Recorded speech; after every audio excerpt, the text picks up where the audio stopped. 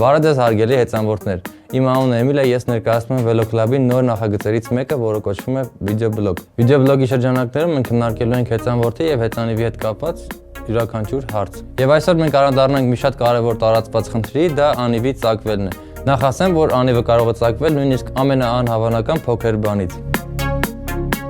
Անիվը հանելուց հետո պետք է դուրս հանել վնասված ներքին դողը, կամերը։ Դա արվում է հատուկ կամ ոչ հատուկ գործիքների օգնությամբ, հնարավորինս զգուշությամբ։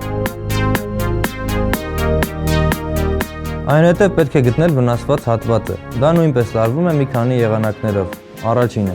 պետք է պոմպի օգնությամբ օդ մղել ներքին դողի մեջ,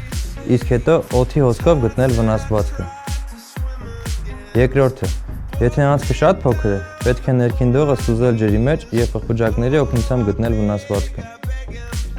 Մշակել պետք է, որպեսզի հեռացվեն յուղի կամ կերտի շերտերը, նպաստելու համար սոսնձի լավ կպչելուն։ Մշակում ենք միջին խոշորություն ունեցող շուշաթղթի օգնությամբ, այնուհետև սոսնձում շատ բարակ շերտով, այսպես։ Թողնում չորանա մի քանի վայրկյան, հետո վրան դնում ենք հատուկ ռետինե կտորը եւ հավասարաչափ սեղմում այն։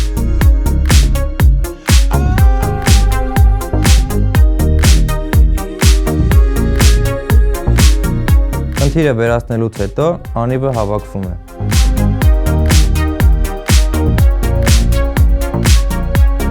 Դե ինչ, այսօրվա համար այսքանը։ Միացեք մեր Facebook-յան էջին, գրեք ձեզ հուզող հարցերի մասին եւ մենք անպայման կանդրադառնանք դրանց։ Չաո։